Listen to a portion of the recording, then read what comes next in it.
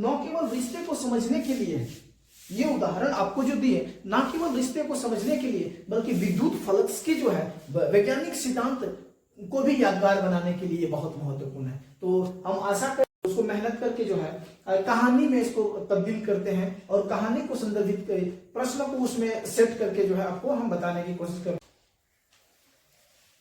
दोनों टीम की तरह वर्क करते हैं तो यह जो है एक कंडीशन यह होता है जब जो है बॉयफ्रेंड गर्लफ्रेंड की भावनाएं बिना झिझक एक दूसरे से साझा करते हैं, यानी थीटा बराबर 0 डिग्री।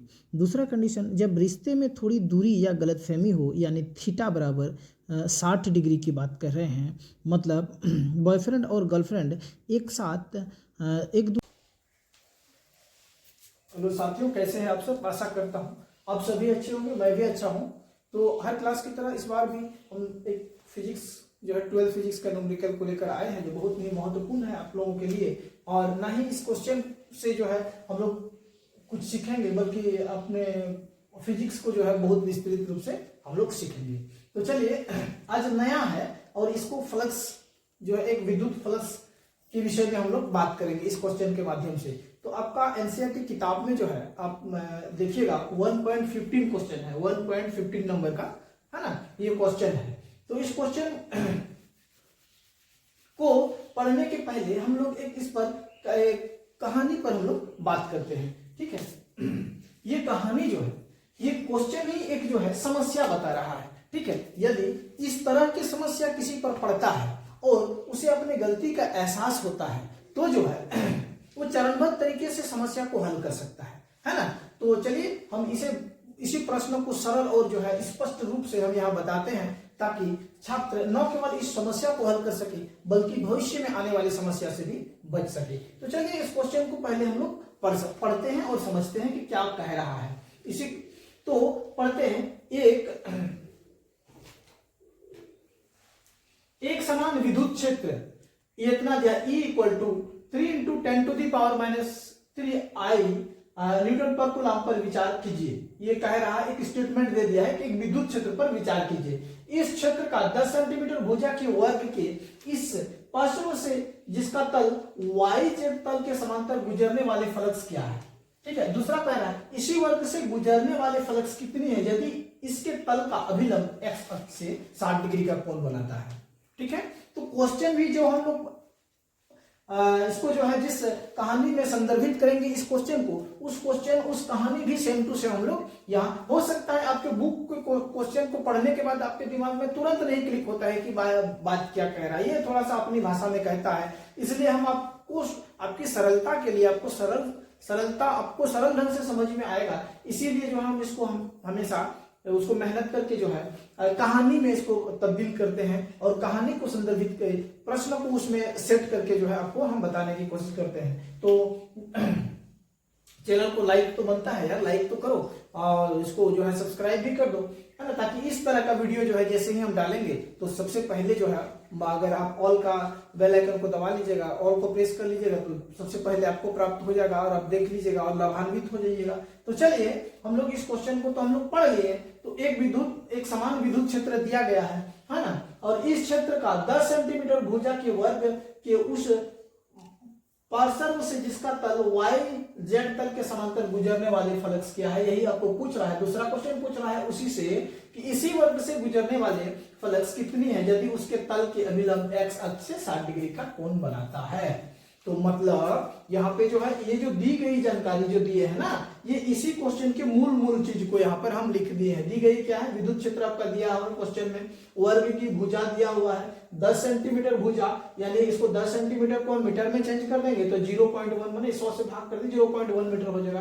तो इसमें दो क्वेश्चन पूछ रहा है, मतलब पहला मामला वर्ग के तल YZ तल के समांतर है, जो वर्ग है YZ तल के समांतर है, और दूसरा मामला कह रहा है वर्ग का तल जो है x अक्ष के समांतर 60 डिग्री का कोण बनाता है, मैंने थोड़ा टेढ़ा करके कोण बनाता है।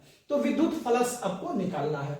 तो हम लोग निकालते हैं विद्युत फ्लक्स की गणना। विद्युत फ्लक्स की जो है सूत्र यही होती है, आप लोग सभी बच्चे जानते हैं जो 12 में पढ़ते हैं। वो विद्युत फ्लक्स की सूत्र क्या है, ये φ = E × A। तो E जहां विद्युत क्षेत्र है और A उसको जो है क्षेत्रफल सदिश है, ये इंडिकेट कर रहा है यदि थीटा विद्युत क्षेत्र और क्षेत्रफल सदिश के बीच का कोण है तो फ्लक्स बराबर ये होता है ई इंटू ए इंटू कॉस थीटा, है ना। तो ये दोनों फॉर्मूला है, तो ये फॉर्मूला को हम अच्छे से लिख लिए हैं, एक बार आप लोग स्क्रीनशॉट कर लीजिए और जैसे हम लोग समझते हैं इसी क्वेश्चन की बात को हम लोग समझते हैं, स्पष्ट रूप से लिखे हैं, है ना। तो आप लोग भी कॉपी कलम लेकर के इसको उतार लीजिएगा।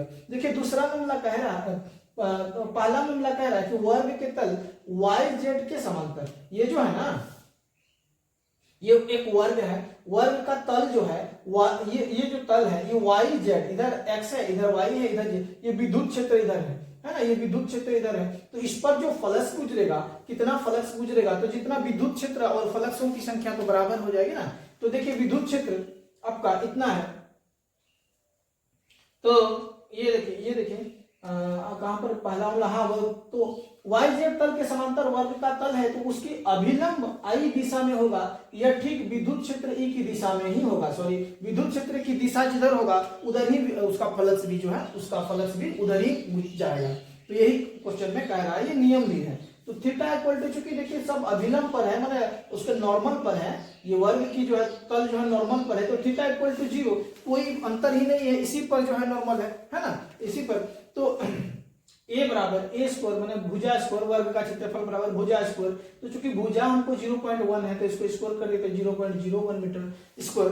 तो यहाँ फ्लक्स बराबर, ये सूत्र बैठा दिए, ये विद्युत क्षेत्र का दिया हुआ है क्वेश्चन में, और ये आपका cos 0 डिग्री, चूंकि यहाँ थीटा बराबर 0 तो 0 डिग्री cos 0 डिग्री का 1 होता है, और ये आपका a जो है क्षेत्रफल निकला है ये, तो इसको मल्टीप्लिकेशन करते 30 न्यूटन मीटर स्क्वायर पर कूलम, ये जो है आपका विद्युत फ्लक्स हुआ पहला कंडीशन में, मतलब इससे जो गुजरेगा, इस वर्ग के तल से जो गुजरेगा वो 30 न्यूटन मीटर स्क्वायर पर कूलम जो है यहाँ से फ्लक्स गुजरेगा, है ना।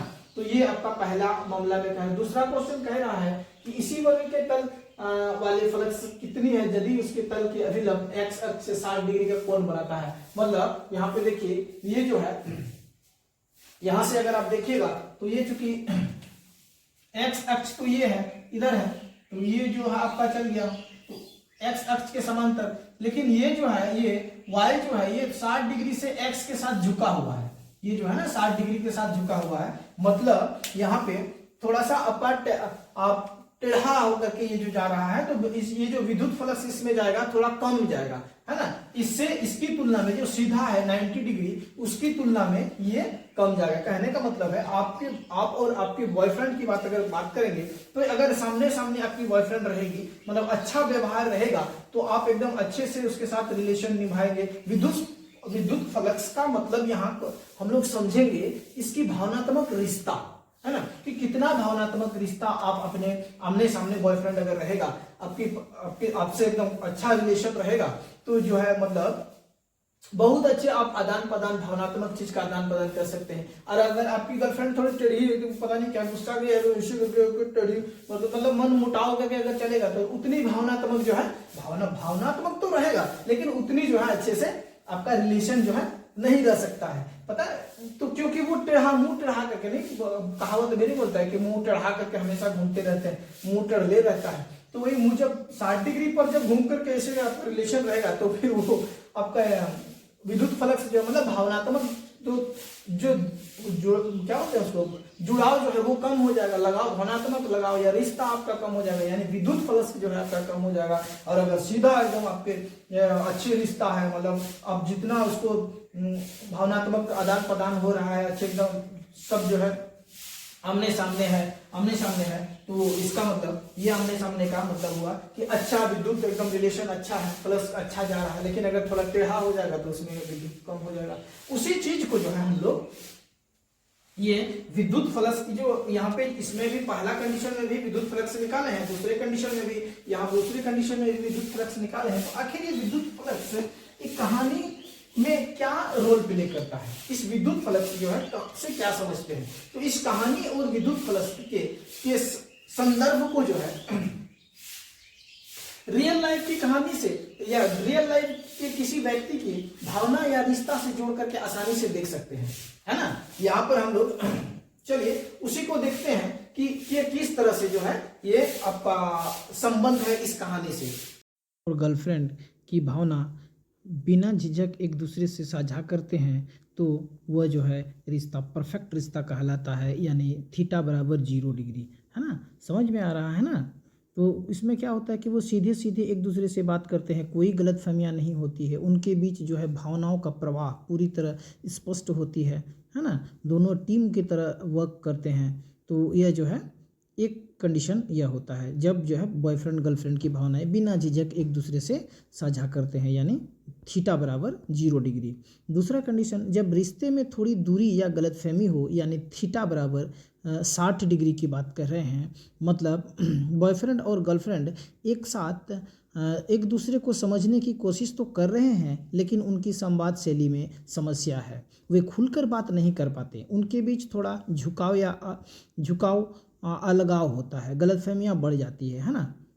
तो नतीजा क्या होता है कि भावनाओं का प्रवाह माने फ्लक्स जो है, फ्लक्स कम हो जाता है, भावनाओं का प्रवाह यानी फ्लक्स कम हो जाते हैं, रिश्ते में खटास आ जाती है, लेकिन वह पूरी तरह टूटता नहीं है। यह भी आप लोग जो है ध्यान में रखिएगा। जब संवाद पूरी तरह टूट जाता है, यानी थीटा बराबर 90 डिग्री पर हो जाता है, तो क्या होता है, व्यक्ति और उसके साथी जब एक दूसरे के संपर्क में नहीं है, उसके बीच संवाद भावनाओं का प्रवाह पूरी तरह बंद हो जाता है, ये अलग अलग दिशा में चले जाते हैं, रिश्ता टूटने की स्थिति में हो जाती है ना। तो इसका नतीजा क्या निकलता है कि भावनाओं का प्रवाह यानी फ्लक्स जो है शून्य हो जाता है, यानी रिश्ता खत्म हो जाती है ना। तो ये इसी को हम लोग समझते हैं। तो यही समझ में आया कि जो है संवाद और रिश्ते में विद्युत फ्लक्स की तरह रिश्ते में भी जो है संवाद और क्या बोलते हैं उसको संवाद और समझ जो है रिश्ते में विद्युत फ्लक्स की तरह काम करता है ना। संवाद और समझ जो है रिश्ता में भी जो है विद्युत फ्लक्स की तरह काम करता है, यही हम लोग इस कहानी से सीखते हैं। और यहाँ पे देखिए, जब हम किसी के साथ सीधे और ईमानदारी से मिलते हैं, एक चीज है, जब हम किसी के साथ सीधे और ईमानदारी से मिलते हैं तो हमारा रिश्ता मजबूत होता है ना। और गलतफहमियों को दूर करने के लिए हमेशा एक दूसरे का जो है स्थिति और भावनाओं को समझने की कोशिश करना चाहिए, और जो है अपनी क्या बोलते हैं गलतफहमियों को कम करने के लिए जो है पहल की आवश्यकता होती है। गलतफहमियां अगर आप कम क्या बोलते हैं दूर करना चाहते हैं तो आपकी तरफ से पहल होना चाहिए, आपके पार्टनर के साथ या आपके रिलेशन के जो भी रिश्तेदार है उनके साथ आपकी तरफ से पहल होना चाहिए।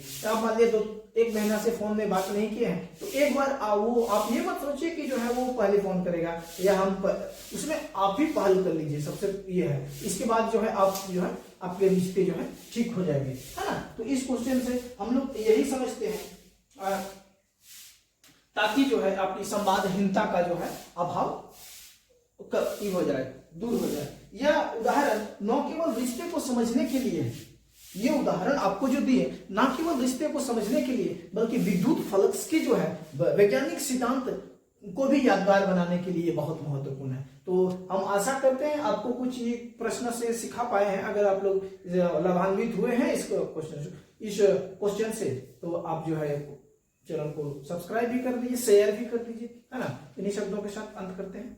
Thank you.